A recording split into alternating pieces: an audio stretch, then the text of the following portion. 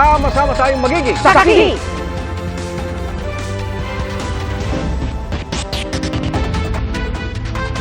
Mga kapuso, tuloy-tuloy ang ating pagsaksi ngayong dagsa ang mga bumabiyahe sa pagsisimula ng Christmas long weekend. Si Katrina Son nakabantay sa North Luzon Expressway. Nasa Parañaque Integrated Terminal Exchange naman si Jamie Santos. Sa Batangas Port naman mag-uulat si Paul Fernandez ng GMA Regional TV, Balitang Southern Tagalog. Unahin na po natin ang mga expressway kung saan mabigat na ang traffic dahil sa long weekend. Mula sa NLEX, saksi live si Katrina Son. Katrina? Rafi, Pia, Biyernes at 3 araw na lang bago ang Pasko. Nagsimula na nga na bumigat ang daloy ng trapiko sa ilang mga toll plaza dito sa North Luzon Expressway maging sa South Luzon Expressway. Si Loida 5, bibiyahe bukas papuntang Bataan para magpasko kasamang mga kamag-anak. Kaya daw ngayon pa lang, pinakabitan niya na ng RFID ang bagong biling sasakyan. Kasi naisip namin kung bukas pa akong isasabay sa biyahe, masyadong malilate na saka baka masyadong maraming sasakyan. Kaya sinadya namin ngayon para magpakabit lang ng RFID. Kasi ngayon pa nga lang, traffic na haba na ng pila eh. Inasahan na rin daw ng mga motorista na magiging mahaba ang biyahe dahil maraming mga magsisiuwian sa probinsya, kaya naman talagang nag-check daw sila ng kanilang mga sasakyan para di magkaaberya. Man-reliable naman yung sasakyan, pero yun, hangin, tubig, oil, tsaka yung safety na rin ng buong sasakyan. Yun po yung mga chinek ko bago umalis. Simula kaninang tanghali, nagsimula nang bumigat ang daloy ng trapiko dito sa North Luzon Expressway. Kaya naman ang ilang mga bumabiyahe may kanya-kanyang paraan para daw makaiwas sa pag-init ng ulo. May dala pong pagkain, tsaka mahabang pasensya, para hindi po mainit sa biyahe. Inaasahan daw na magtatagal ang pagbigat ng daloy ng trapiko rito hanggang bukas, December 23 ng hapon. Binabantayan ngayon ng ilang mga toll plaza rito tulad ng sa Balintawak Toll Plaza. Sa Balintawak Toll Plaza, kaninang 12 to 1 p.m. daw ay may average volume na umano na 4,000 na dumaraan ng mga sasakyan mula sa mahigit 3,000 lang sa normal na mga araw. Binabantayan din ang Mindanao Toll Plaza, maging sa Karuhatan. Huling binabantayan daw ay ang Tarlac Toll Plaza sa SCTEX. Inaasahan po natin na yung average po siguro nitong season na to, yung daily average po ay tataas po between 10 to 15%. Ginagawa natin dito sa Balintawak, sa mga RFID lanes, nagpa-barrier up na po kami. Tinataas na po namin yung tuloy-tuloy po ang pasok pagka ganyang mahaba na po yung pila. Dinoble na rin daw ng pamunuan ng NLEX ang total personnel nila na nakadeploy na ngayon nasa 1,500 na. Kung kakailanganin naman daw ng mga motorista ng anumang tulong, ay maaaring agad na tawagan ang kanilang hotline. Para naman sa mga bebiyahe sa SLEX, nagsimulang bumigat ng daloy ng trapiko sa ilang choke points sa lugar kaninang umaga, tulad sa north at southbound ng San Pedro exit. Ayon sa pamunuan ng SLEX, may ginagawa kasing bahagi ng highway kaya may pagsisikip. Ganon din ang daloy ng trapiko sa SLEX Southwoods area para sa mga papuntang Batangas. Ang good news, wala munang bayad sa toll sa Star, SLEX, Skyway, Naiax at Tiplex mula 10 p.m. ng December 24 hanggang 6 a.m. ng December 25. Mauulit yan sa mga parehong oras sa salubong sa bagong taon. Rafi, Pia, paalala naman ng mga otoridad para sa mga babiyahe na huwag kalimutan na i-check ang inyong mga RFID kung may load ba ito at ugaliin na sumunod sa mga rules and regulations ng mga expressway nang sa ganon ay makaiwas sa anumang aberya.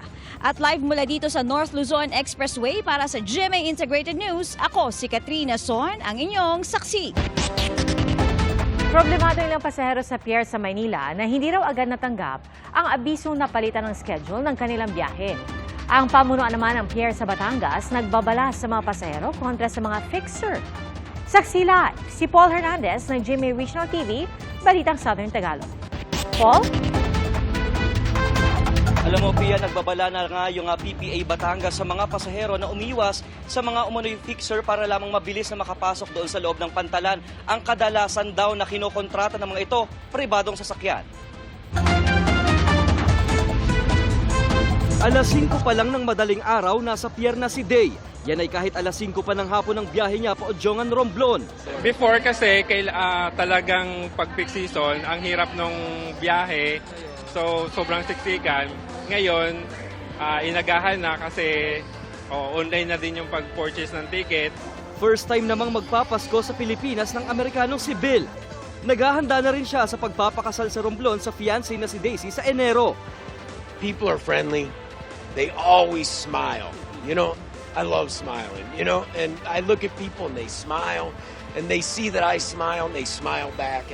Parami pa ng parami ang mga pasaherong nagtatawid dagat. May ambulance teller sa labas pa lang ng terminal building. Masusi pa rin ang inspeksyong ginagawa sa loob ng pier. Hindi nakakalusot ang mga meat products sa scanner, kaya ang mga bitbit na hab ng ilang pasahero, kumpiskado. We're not also consider the forthcoming Christmas but also yung threat, no? Alam natin yung bombing incident na lately na nangyari. So kaya double yung aming security measures. Talagang dapat gawin, gayon ang gawin nila. Dahil para ma-safe ang mga tao. Nagbabala ang PPA Batangas sa mga pribadong sasakyan na mag-ingat sa mga umunoy fixer para mabilis makapasok sa loob. May 1.5, may 3,000 para lang makasingit. So, ang assuming ko dyan is either may kasabwat siya na gwardiya, may kasabwat na empleyado ng gobyerno rito sa Batangas Port. Ngayong araw hanggang sa December 24, inaasahan ng PPA Batangas na papalo sa 17,000 hanggang 20,000 ang outbound passengers sa Pantalan. Sa Manila North Port Terminal, ilang pasahero ang natulog na sa pier dahil late natanggap ang abiso na bago ng schedule ng biyahe. Si Ana, umaga ng December 24 na makakarating ng Bacolod. At dahil walang tulong na libreng pagkain, halos masaid ang itinabing budget para sa biyahe. Malaki po sana ang tulong kasi mas nakakatipid kami pag may free food. Para sa To Go Shipping Line, wala naman kasing delayed na biyahe kaya walang stranded na pasaherong kailangang pakainin. Wala po tayong pagbabago ng schedule, wala pa po tayong delay. Lahat po ng ating mga pasahero ay nasabihan po ng tamang schedules natin. Dapat siguro nga, meal, no? Dapat bigyan natin ng tamang pagkain yung mga pasahero, no? Pero siguro isipin din natin na meron ding limitasyon yung mga ship owners. No? Hindi lang pambili ng pagkain ang naging problema ng iba. 50 to 150 pesos ang bayad kada bagahe para sa porter o magbubuhat ng mga ito. Kung humigit pa sa 50 kilos ang baggage, 20 pesos kada kilong excess baggage fee. Re-reviewin natin yan. No? Tingnan natin kung ito ay affordable, kung masyadong nahihirapan yung ating mga pasahero ay pag-uusapan namin yan sa board ng PPA. Nasa Northport Terminal si DOTR Secretary Jaime Bautista para mag-inspeksyon.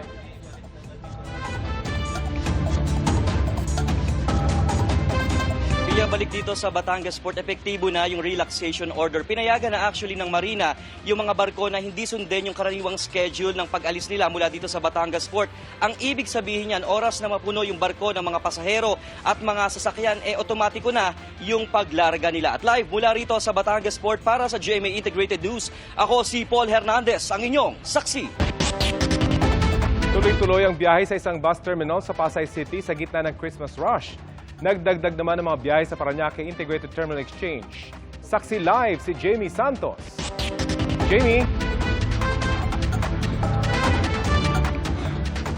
Rafi, para sa ating mga Pinoy, ang Pasko ay para sa pamilya. Kaya naman kahit mahirapan at halos sumuot sa butas ng karayom, uuwi at uuwi makasama ang mga mahal natin sa buhay.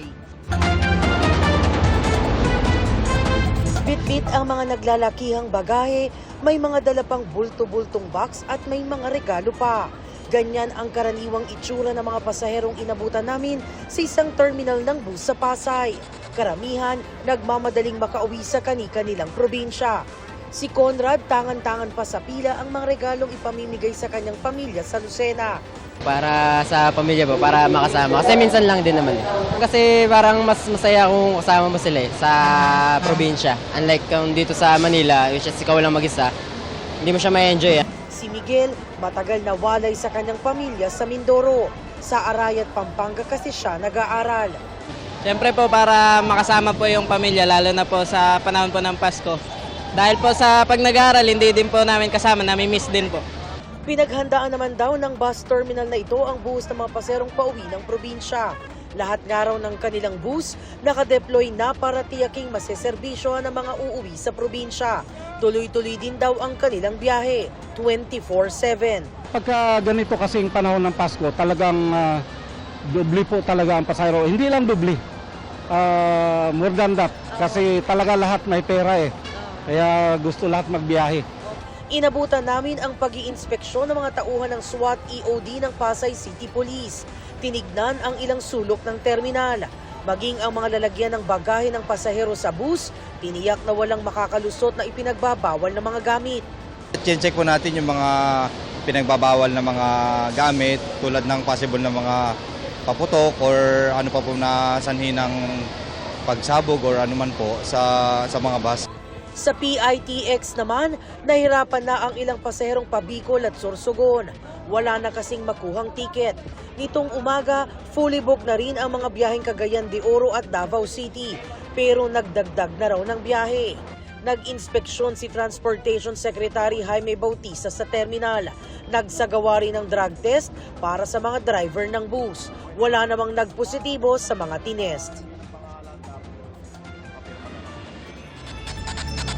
Rafi, payo ng PITX at ng pamunuan ng ilang bus terminals sa mga pasahero, iwasan na raw yung magdala ng malalaking bagahe para iwas aberya at iwas dagdag charge. At live mula rito sa PITX para sa GMA Integrated News, Jamie Santos ang inyong saksi. Mga kapuso, uulanin ang ilang bahagi ng bansa ngayong weekend at sa mismong araw ng Pasko. Walang nagbabadyang bagyo pero magpapaulan ng shear line, amihan at easterlies. Base sa datos ng Metro Weather, matitinding ulan ang posibleng maranasan sa Cagayan Valley, Cordillera, Central Luzon at Quezon Province. May mga kalat-kalat na ulan lang sa natitirang bahagi ng bansa. Posibleng maulit ang malalakas na ulan sa Northern Luzon at Aurora sa Linggo, bisperas ng Pasko. May ulan din sa Mindoro Provinces, Western at Eastern Visayas, Caraga at Northern Mindanao. Hindi rin inaalis ang posibilidad ng ulan sa Metro Manila bukas at sa bisperas ng Pasko.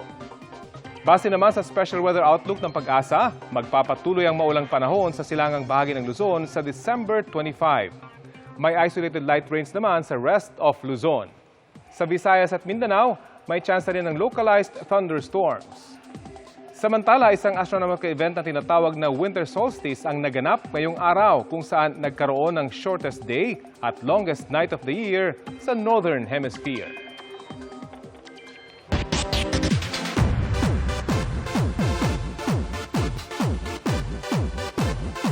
Sinabi ni Herlene Budol na pwedeng kasuhan ang nagpakalat ng mga screenshot ng private conversation nila ni Rob Gomez. Sinagot din ni Bianca Manalo ang kumalat na conversation nila ng aktor. Saksi, si Nelson Canlas. Sa isang post sa Facebook account ng aktor na si Rob Gomez nitong Miyerkules, lumabas ang screenshot ng ilan sa umano'y private conversation nila nang naging co-star niya sa Magandang Dilag na si Herlene Budol at Bianca Manalo. Agad namang binura ang post. Pero ilang netizen ang nakakita at pumuna sa umano'y exchange of messages sa pagitan nila na tila nagpapahiwatig ng isang intimate na relasyon pero hindi pa malinaw kung totoo o edited. Sa kanyang post sa X, nagtanong si Herlene, "Bakit ako nakaladkad?" Dagdag pa ng kapusok comedian and beauty queen kapag dedicated daw siya sa kanyang trabaho ay gagawan siya ng issue. Hindi rin daw ito ang unang pagkakataon na nachismis siyang buntis. Sa isang bagong pahayag, sinabi ni Herlene na kung sino man daw ang naglabas ng screenshot, yun ay pwede raw niyang kasuhan. Sa kanya namang Instagram, sumagot si Miss Universe Philippines 2009 Bianca Manalo. Anya, false rumors daw ang mga ito. Friends and co-workers lang daw sila ni Rob. Sagot pa niya sa kumakalat umano nilang private conversation ni Rob. Maghahatid lang daw ng Christmas gift ang aktor na gusto niyang personal na tanggapin. Obvious daw na ang ilang parte ng kanilang usapan ay binura para maging malisyoso ang dating. Upsetting din daw na inilathala ang mensahe nang wala siyang pahintulot at paglabag daw ito sa kanyang privacy. Nakakasakit daw ang mga pangyayari, di lang sa kanya kundi pati na rin sa kanyang mga mahal sa buhay.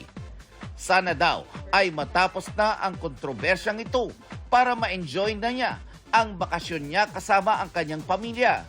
Sinusubukan pa namin kunin ang panig ni Rob, pero sabi niya sa isang pahayag sa pep.ph, may kumuha at gumamit ng kanyang cellphone nang walang consent noong Miyerkules at nag-post sa kanyang account para palabasing siya ang gumawa nito. Nadamay daw ang kanyang mga kaibigan at co-star na sinusubukan lang siyang i-cheer up sa panahon na may pinagdaraanan siya. Para sa GMA Integrated News, Nelson Canlas ang inyong saksi.